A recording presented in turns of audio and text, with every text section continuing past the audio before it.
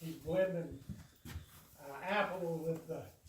I tried to blend Apple with the Samsung, and Samsung just can't handle Apple. So yeah, that's where we're going with that. You keep telling yourself that, Skippy. As I pull out all of my Apple products here. Yeah, you guys are like a cult. You know, I think it borderline is almost like a cult. No, it is. No, I'm saying borderline. No. Go to borderline. Because My brother-in-law, Cause if they make a no. new app, he has it. if I say that it is a cult, then I feel like I'm in a cult, and that just ain't right. So I'm going to say it's borderline. Our youngest daughter actually gets mad at us every couple of years when we don't switch over to iPhone. Well, that's fine. I've been wondering if I should talk to you guys anymore either. I mean, Cult. right? If you don't join us, we won't talk to you.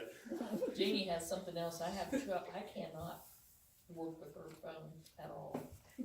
Mine, these are so easy. We've had them so many years that What do you It's have? what you get used to. iPhones. Yeah, that's what it is. I remember growing up, see, it's kind of been ingrained in me whenever I was a kid. In third grade, we got our first computer in school. And it was a Macintosh. Huh? Apple before it became Apple. Yeah. And so my I don't parents understand. wanted me to have a head start, I think, on everybody else. So they bought an identical computer for the house and gave it to me and my brother one year for Christmas, but said, this is a TV for our dad, and made us carry this thing down the TV and computers, or down the stairs one night. Computers weren't light back then.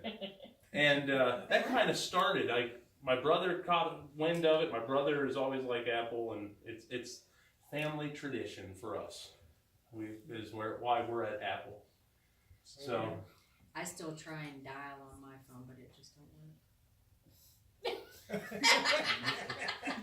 I started off with Apple, but then I realized If it ain't got a cord, it doesn't matter.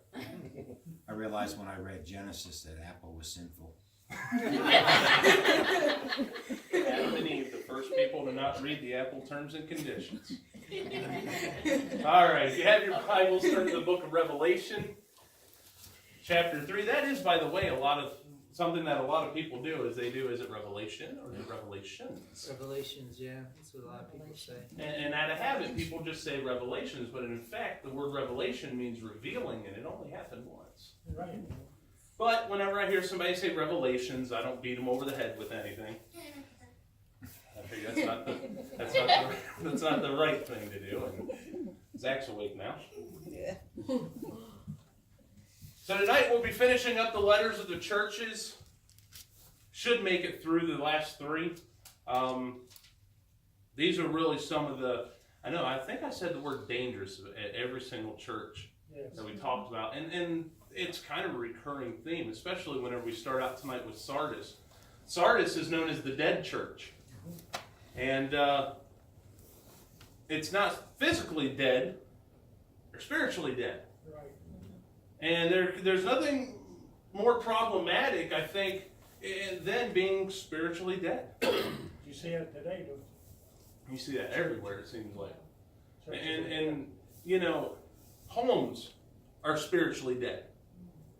See, a lot of people only use the phrase spiritually dead to really, if they're going to use it, they use it to talk about a church. And, churches are spiritually dead, but it's more than churches are spiritually dead. Absolutely. Our houses are spiritually dead.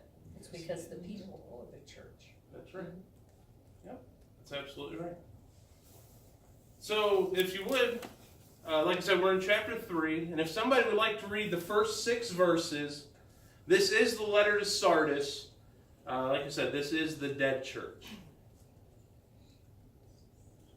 And unto the angel of the church of Sardis write, these things saith he that hath the 7 spirits of God, and the 7 stars. I know thy works, and thou hast a name, and thou livest and art dead. Be watchful and strengthen the things which remain, and that are ready to die, for I have not found thy works perfect before God. Remember therefore how thou hast received and heard, and hold fast and repent. Therefore thou shalt not watch. I will come on thee as a thief, and thou shalt not know what hour I will come upon thee. Thou hast a few names even in Sardis, which have not defiled their garments, and they shall walk with me in white, for they are worthy. He that overcometh the same shall be clothed in white raiment, and I will not blot out his name out of the book of life, but I will confess his name before my Father and before his angels. He that hath an ear, let him hear what the Spirit saith unto the churches. All right, so again, this is the dead church, and so we're here. This church is about 30 miles south of Thyatira, and it was actually there was an imperial cult that was a very strong presence in this city. Some of the things that we said there, he's noticed in verse 1, he calls it right out. That's one thing I always enjoy reading. Whenever I read Jesus speaking, he don't beat around the bush. That's right. He gives it straight and gets straight to the point. He says, and thou art dead. and of course, he's speaking spiritually here. In verse 4, we see the phrase, which have not defiled their garments. Here he is talking about a person who has remained faithful to him. Someone faithful to Christ. So even though the church is spiritually dead, he says, thou hast a few names, even in Sardis, which have not defiled their garments. He's recognizing there are a few. There's a few. And I think as we go more and more through this world, through our own lives, I mean, some have seen a lot more generations than others, but one thing you can see is our nation has become spiritually dead. But there are still a few. There's still a few out there. Yes. You know those few. You know that's dead church. It's hard on those few that's holding. That's right. It is. They don't have anybody. It's almost like it's well, it is. I'm just going to call it like it is, and I'm gonna say how I feel about it. It's a disease, and it's very contagious. If one person is not spiritually dead, and for some strange reason they stay in a spot that is spiritually dead, eventually they will become spiritually dead. Now, if you recognize some place is spiritually dead, the best advice anyone can ever give is get out. Let's get out. But some people are so caught up in what is their comfort zone, they don't want to change anything. So they roll with the changes that are happening around them. And that is a very bad thing. That leads to compromising, which we talked about how bad that is. Sardis, even though they were dead, the people that were holding to Christ, they had a long ways to go if they went to another church. That's right. That's absolutely correct. And then in verse 5 we see, I will not blot out his name, or blot out his name. This is not a threat. Some people read this as a threat. This is not a threat, but it's rather a promise that the saved names will be in the book of life. He's telling them. Yes. Right there in verse 5. He that overcometh the same shall be clothed in white raiments, and I will not blot out his name out of the book of life, but I will confess his name before my Father and before his angels. It's a promise. Those that stand firm, their names will be there yet. It's another proof. Right? I was You've thinking seen the it, same right? thing, yeah. Another proof that the Free Will Baptist doctrine of once saved, always saved is not right. That's right. How you blot somebody's name out of that means it was there, And you, and it has if you don't endureth, That's you right. don't make it. Because what he's saying, I will not blot those ones out. What's that mean? That he is blotting He's out blotting one out the names. other. That's absolutely right. This is one of those verses that you can go to that does not support the I like the the term eternal security. erase your name out of that book. You know? Well, what I like about this is the name. Whenever you use that word blotting out, it just basically he stamps it out. That's stronger than erase. It's a stronger than an erase. If it were to say, now I'm sure if you search some version of the Bible, it probably uses the phrase erase, and I think that just doesn't have the meaning. Yeah. Whenever you see he blots it out. You're right. I think blotting it out too also leaves the ability to see or know that it was there at one time. That's right. Yeah. If you erase it, it's completely gone. Nobody ever knows it was Right. there. If you blot it out, There's at least evidence that there's there was a something name there. that's still. They have way of talking over that, you know, Mhm. once saved, always saved. Yeah. You know, they have a way of Well, phrasing that. the thing is about that is people. I've been reading this book that I have to do for work because apparently using the word idiot is not okay in today's society. So I got to read this book. And one of the things it's talking about is the number one reaction for a person when they realize that something is wrong, they will defend it until the end. And even though all the evidence is there to not support the belief of once saved, always saved, the evidence isn't there, you know. And so but people will twist to be able to always support their argument. And it's because they are being taught to do so. I've seen Nicodemus, when Christ told him, you know, he saw them. Yeah. I mean, his eyes was open. Right. That's right. So the letter to Sardis, the dead church, pride goes before a fall. This proud city had been a capital of an empire and the home of the famous king Croesus. Twice in its history, secure in a high acropolis, the city failed to watch its defenses. I want you to think as I read this, think about your own spiritual life as I read what I'm about ready to read. It says the city failed to watch its defenses. An enemy army came, and by stealth took the city. Jesus warns the sleeping church of his coming. Christians, wake up, be spiritually alert, and are you prepared for his coming?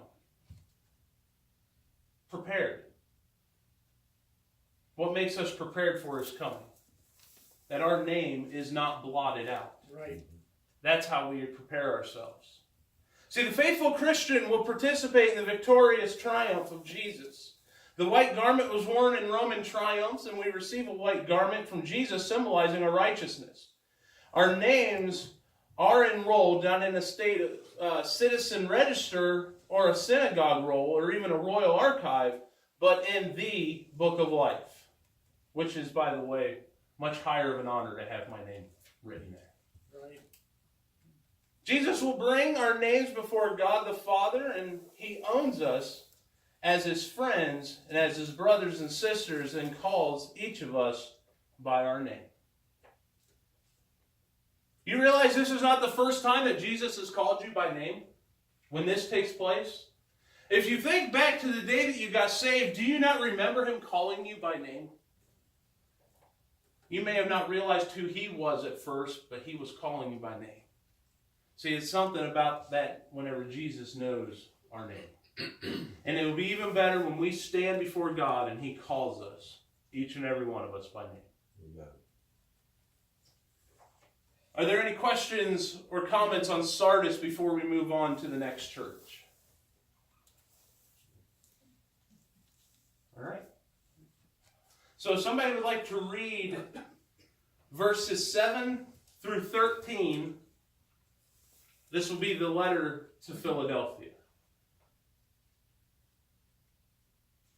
And to the angel of the church of Philadelphia write, these things saith he that is holy, he that is true, he that hath the key of David, he that openeth, and no man shutteth, and shutteth, and no man openeth. I know thy works. Behold, I have set before thee an open door, and no man can shut it. For thou hast a little strength, and hast kept my word, and hast not denied my name. Behold, I will make them of the synagogue of Satan, which say they are Jews and are not, but do lie. Behold, I will make them to come and worship before thy feet, and to know that I have loved thee. Because thou hast kept the word of my patience, I also will keep thee from the hour of temptation, which shall come upon all the world, to try them that dwell upon the earth. Behold, I come quickly. Hold that fast which thou hast, that no man take thy crown. Him that overcometh I will make a pillar in the temple of my God, and he shall go no more out. And I will write upon him the name of my God, and the name of the city of my God, which is New Jerusalem, which cometh down out of heaven from my God, and I will write upon him my new name. He that hath an ear, let him hear what the Spirit saith unto the churches. By the way, verse 12, spoiler alert to what happens at the end of Revelation. Yeah. New Jerusalem.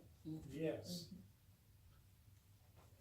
So Philadelphia is located about 38 miles southeast of Sardis. In verse 8, we see a phrase. It says, "For thou hast a little strength." This is not spiritual weakness that he's talking about here. Here he is talking about the few believers in the church.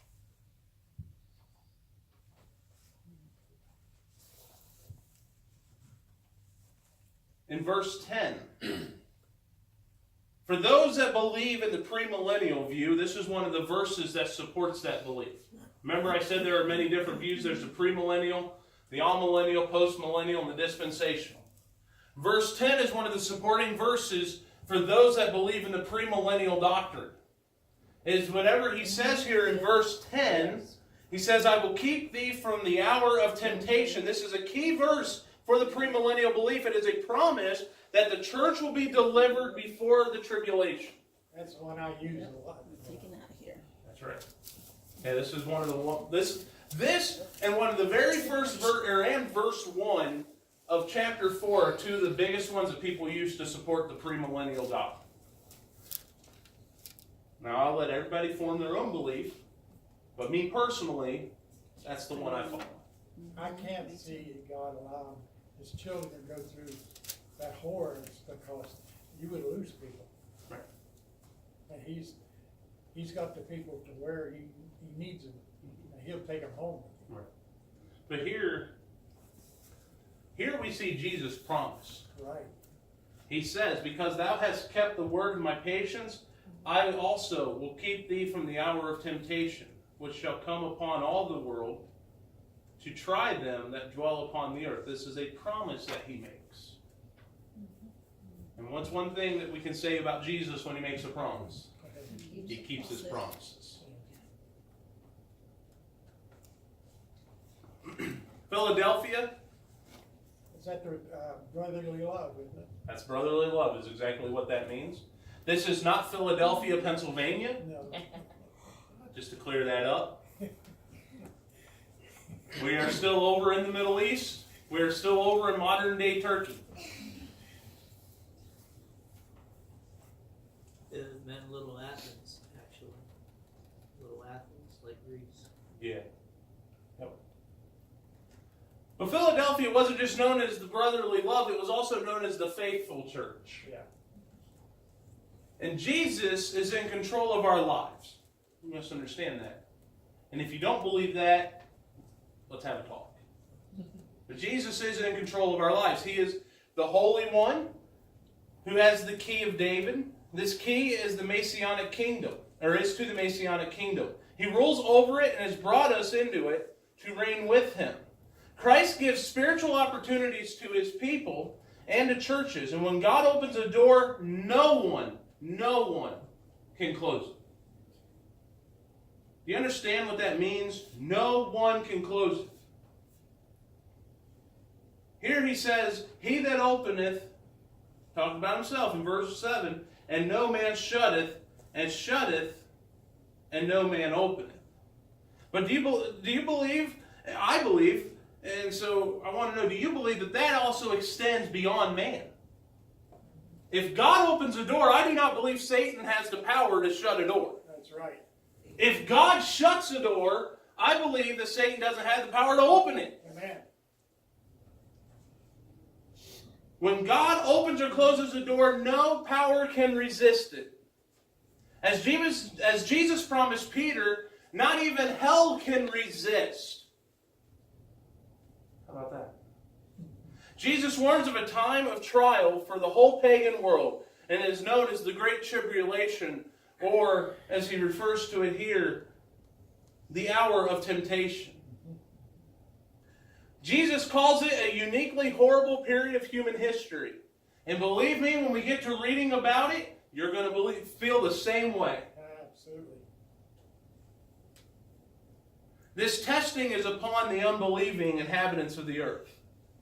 And although many people will be saved during these years.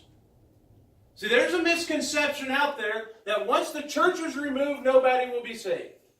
That, let me tell you, is a misconception altogether. And let me jump ahead of why I'm going to tell you that it is. I'm just going to jump ahead on this here. I'm going to do a spoiler. Chapter 7, verse 14. Actually, let me back up. Let's go to 12. It says, saying amen, blessing and glory and wisdom and thanksgiving and honor and power and might be unto God forever and ever. Those of us that really like the contemporary music movement, the song that Phillips Craig and Dean did, called Revelation Song, came out of the verse that I just read. It says, and one of the elders answered, saying unto me, what are these which are arrayed in white robes, and which came they? And I said unto him, Sir, thou knowest. And he said unto me, these are they which come out of great tribulation, and have washed their robes and made them white in the blood of the Lamb. These are they that have come out of great tribulation. Another thing, of course, another thing, I don't want to jump ahead, but But you're going to. you know, when church is gone, those who are left, there will be still humans left that survive, because they will go through that 1,000 years having children, and those people will be tried at the end of that 1,000 years when Satan's released. Yeah. So you can't just shut the door and, on a lot of stuff, and think this is the end of that. One of my favorite movies is actually the Left Behind series. Yes. The original, not the remake. Don't put that out there. Remake was good, but Not like the original. I had the like books. the original. I had the books, which was good too. And one of the hard truths in there is pastors of churches can be left behind. Right. And it'll be those that have followed false doctrine that will be the ones that are left behind. And those will be the ones that possibly could end up leading many to Christ after they had their eyes opened up. Right. There is that possibility. So, I mean, that's just me thinking. But the misconception is there that people won't be saved, and that's absolutely not right. That's right. When the church is removed, the Spirit will still be here. Now, there will come a time when the Spirit will be removed, and that's when it absolutely is done. The faithful church is preserved and protected, and the individual is inscribed with God's name. This denotes permanent ownership. We are also promised a pillar in God's temple, an essential part with permanence. See, we are promised a lot of things. And like I said, when God promises, God's going to deliver on those promises.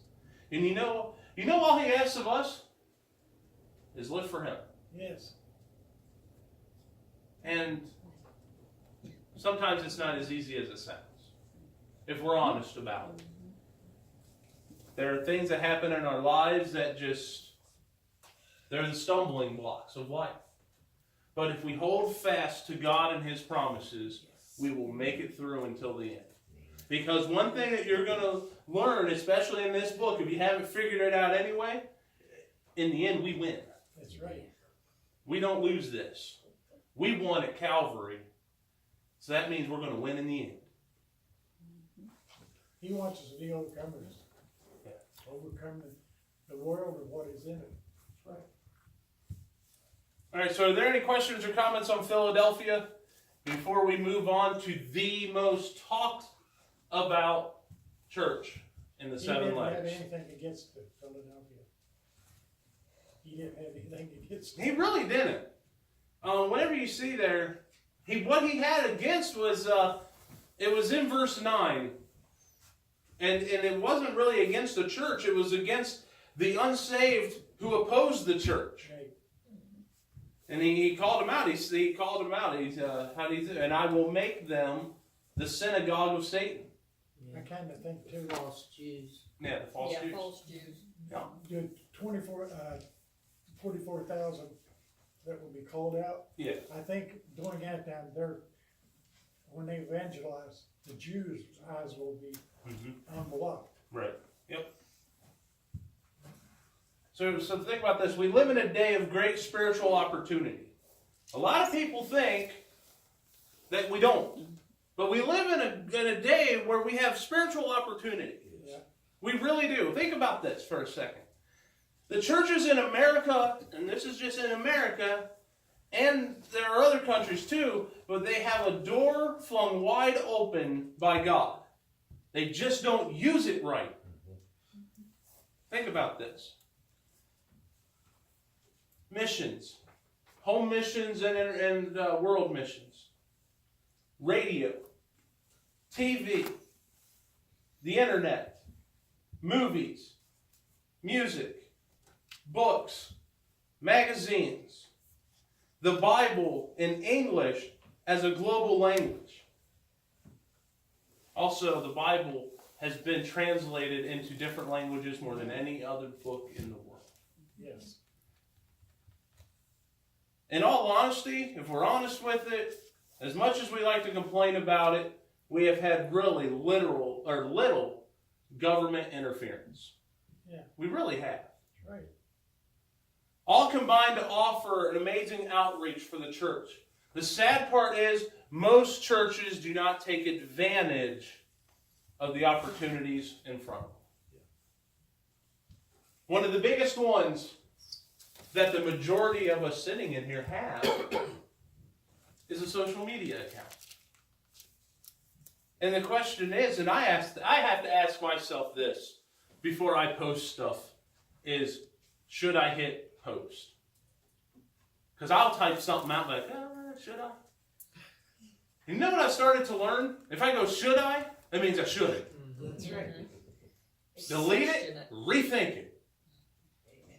But the thing is we have so many opportunities, and probably, I know right now on my friends, I had some delete me. They don't like my point of views. But I still have over 350 followers on Facebook. My Twitter account is well over 100. My Instagram account, I have no clue. I'm on everything, by the way. I'm on TwitFace, Snapchat, whatever it is, I'm on it, it seems like. They'll hunt you down. They'll hunt me down. I'll tell you, the government has an eye on me. They know where I'm at. Every one of those can be a very good outreach tool. Yeah. They can also be a very damaging tool. In today's society, the average person before they step foot in a church has done a Google search, a Facebook search, and a Twitter search on that church before they ever step foot in it. And what are they looking for? What other people say about it. Did you know our church has a 5-star review? I looked it up. I just wanted to see. Whenever I was putting this all together, I'm like, what's our review? It's a 5-star review. Do you know what the average church review is? 3 stars in the nation. The average church gets a 3-star review. The church is influential. But it can influence in good. It can also influence in bad. That's right. So there's my little side speech about social media. So does anybody have any comments before we move on to Laodicea? All right. If somebody would like to read beginning in verse 14 and read all the way to finish out the chapter in verse 22, this will be the letter to Laodicea. And unto the angel of the church of Laodiceans write, These things saith saith the Amen, the faithful and true witness, the beginning of the creation of God. I know thy works, that thou art neither cold nor hot. I would thou wert cold or hot. So then, because thou art lukewarm and neither cold nor hot, I will spew thee out of my mouth. Because thou sayest, I am rich and increased with goods, and have need of nothing, and knowest not that thou art wretched and miserable and poor and blind and naked. I counsel thee to buy of me gold tried in the fire, that thou mayest be rich, in white raiment, and that thou mayest be clothed, and that the same of thy nakedness do not appear, and anoint thine eyes with eye salve, that thou mayest see. As many as I love, I rebuke and chasten. Be zealous, therefore, and repent. Behold, I stand at the door and knock. If any man hear my voice and open the door, I will come in to him, and will sup with him, and he with me. To him that overcometh will I grant to sit with me in my throne, even as I also overcame, and am set down with my Father in his throne. He that hath an ear, let him hear what the Spirit saith unto the churches. Laodicea is probably one of the most talked about churches when it comes to the 7 letters. It is also referred to as one of the most dangerous conditions of a church. Laodicea was located about 45 miles southeast of Philadelphia. It is 90 miles directly east of Ephesus. Now, when I see that Laodicea, the lukewarm church, it reminds me of somebody taking a lukewarm bath and just fall asleep. No, That's it. there you go.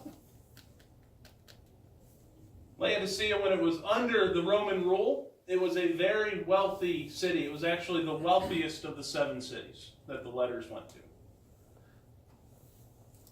Here's what you're going to take out of all this. If you get nothing else out of this, here's what I want you to get. The lukewarm or compromising or accommodating church, however you want to put it, is repulsive to God and is damaging to his purpose.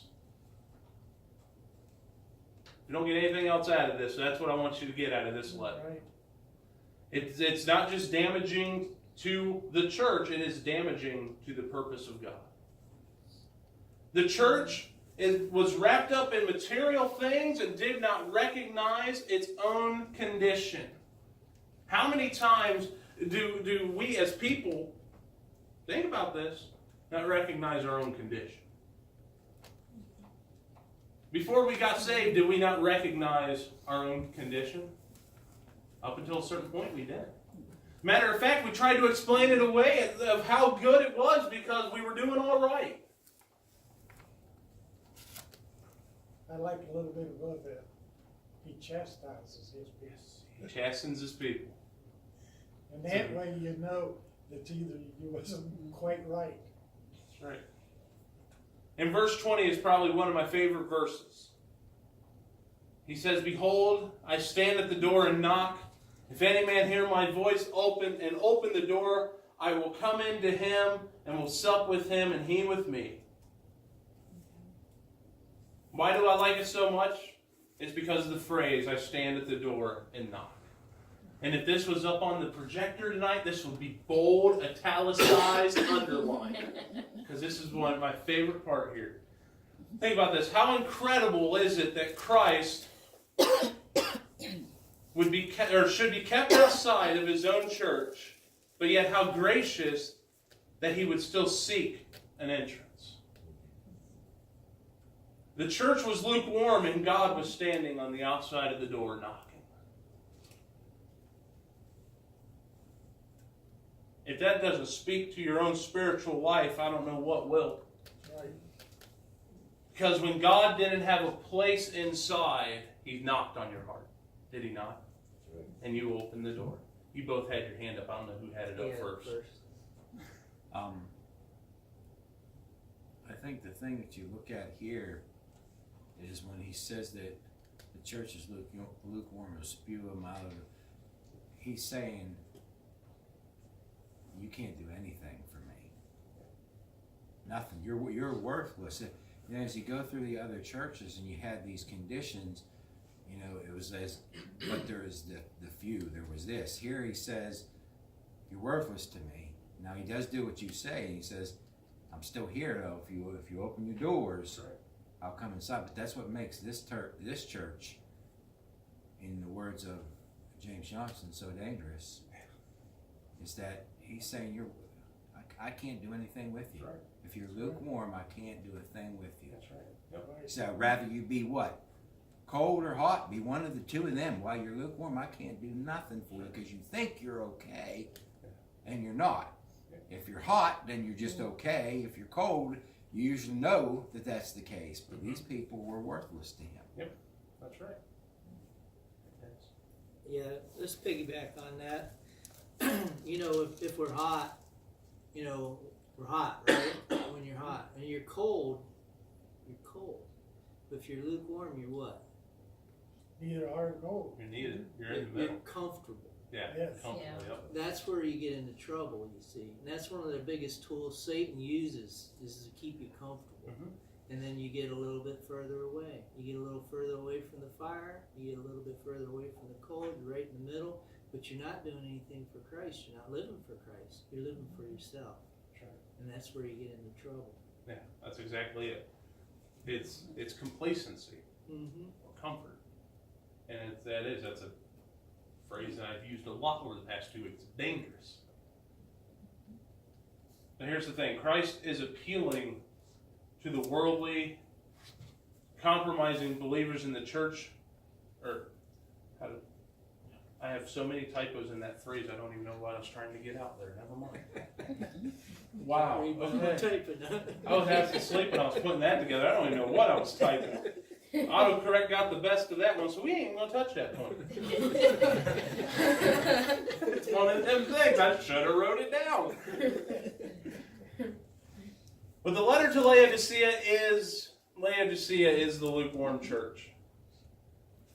Look at this description of Jesus. In verse 14, these things saith the Amen, the faithful and the true witness, the beginning of the creation of God. What did we just learn about Jesus right there? He's been there since the beginning. The description of verse 14 has actually strong connections to the Gospel of John as major themes in that book. The phrase, the beginning of the creation of God, means Jesus Christ is the source of all creation, or not that he was part of, or not that he is a part of the creation, but he was at the creation. Right, that's what it said. He was there. The city of Laodicea had problems with its water supply. Unlike the nearby cities of Colossus, with good cold water, or Hierapolis with the hot water, Laodicea actually physically had a water condition that their water in their city was lukewarm as well. Yeah, because I know how it. I know the background of how it. Okay, go ahead. Well, the water came from the mountains. Yep. And through Aqueducts. like a little aqueduct. Mm-hmm. So it was cold when it started, but the heat of the traveling Yeah. warmed it up. And when you got it at home, all you had was warm water. And it had mineral deposits in it that made it taste bad. Have you ever drank lukewarm water? Yeah, And what did you do? I spit it out. You spit it out. Lukewarm water actually makes a person vomit. Yeah. It's actually used in early medicine. Lukewarm water would be used to induce vomiting in a patient in early medicine practices. Unfortunately, a church is often like its environment. That's what we learned right here about the church. The city was very rich, and this apparently led to complacency. How many rich Americans today are thankful enough to say thanks at their beautiful and bountiful meals? How often? When you walk into a restaurant, how often do you see that? How often does it happen in homes? After a great earthquake in AD 60, the city of Laodicea declared, this is straight out of history books, this was written from the governor back to the higher leadership. He says, I don't need any help from the government to rebuild. We are rich enough to take care of ourselves. Yeah. The church can also become complacent and lukewarm and fail to recognize its need of God and of the grace that comes with it. This church was spiritually blind to see its own condition. Just like the leader of their local government said that we are fine, we don't need you, churches today unfortunately can get to the same point saying, God, we are doing fine, we don't need you. And like Pastor said, it is at that point the church is no use to God. Right. Can't do anything with it. Do you realize that it's not just a church that does the same thing? People do the same thing. I call it the God on the shelf mentality. You know, a lot of times I think people get into that where they will take and God sits up on this shelf and they go, I can do it without you, I can do it without you, I'm fine. And sometimes those people will go to the point where they will reach back for God and say, no, I really need you. But not all the time. And a lot of the time, people, I think, just hold on to that because we are a prideful people. We don't need help with anything.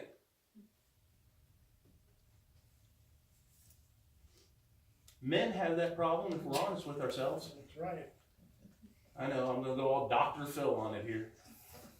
But if we're honest, how often? I just saw a hit happen back there. He's been working on it all day, so Yeah. I'm sure he deserved it. The limit on it, I was full of pride when she met me. No. I was conceited.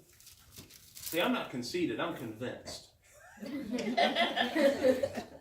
conceited or convinced, just sure of myself. But whenever we go to put something together, I'm probably the most guilty of this. Jenny will try to hand me the directions to what I'm putting together. I go, no, I can do this. I'll figure it out. About an hour and a half after failure, I go back and I grab the directions and I put it together the right way. People are the same way when it comes to their spiritual life. I don't need the directions. I can do it myself. I can do it at home. I don't need to go to church. Oh, Lord. There's that one. Yeah. I've heard that argument more than anyone else. Now, I do believe a person can be saved Yes. and not go to church. And how do I get that? Because I believe people are saved in nursing homes and they can't get out to churches. Right. That's why churches have to go to them. Right. But I also do know that the Bible does say, forsaking not the assembling of yourselves. I believe as a Christian, we should want to go to church. And by that wanting makes it desiring, which makes us do it. I know I was talking to the pastor about that this morning. The desire is there. All you have to do is ask to build it stronger and stronger. Sure. Yeah, and you don't want to miss any church. Yeah. Sure. And that's because you're not complacent. When you get complacent, you say, I don't need church. When you get complacent, you say, I don't need God. When you get complacent, you say, I don't need help.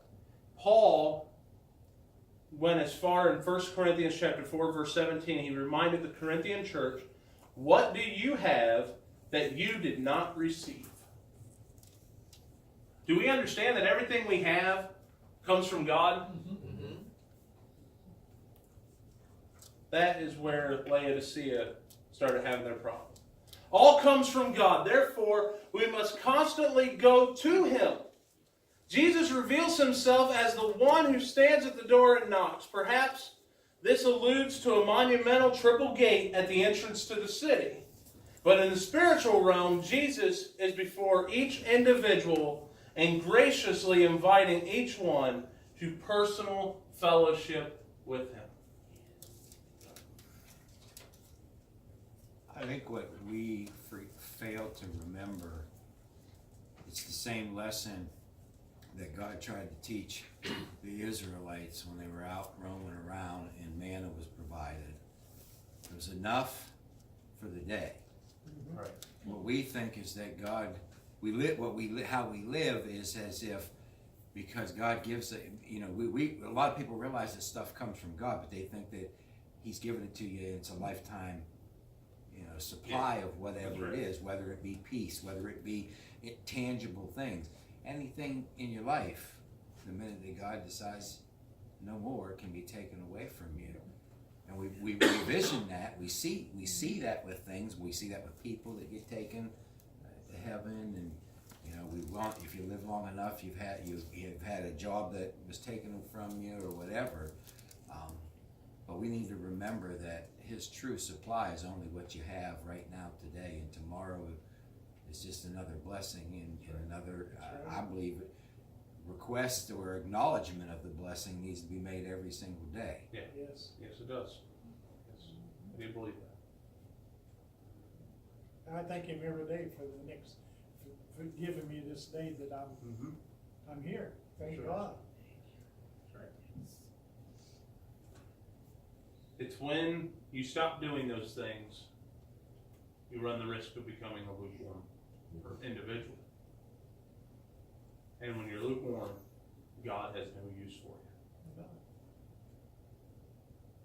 So that brings us to the end of the 7 letters. And although each letter is addressed to a specific local church with its own unique problem, each letter has individual and universal applications to every Christian in every age. Jesus the Lord is in the center of our local churches, and He knows what each one is doing. For the church to prosper, it needs to follow the orders of Jesus Christ and nobody else. That brings us to the end of chapter 3. Next week we will be going into chapter 4. This will be the beginning of what is known as the tribulation period. It is my belief at this point, this book is now geared toward the center. It is at this point I believe that. And why do I personally believe that?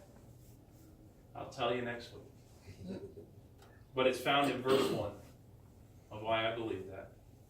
We'll be getting a glimpse of the throne room in heaven right off the bat.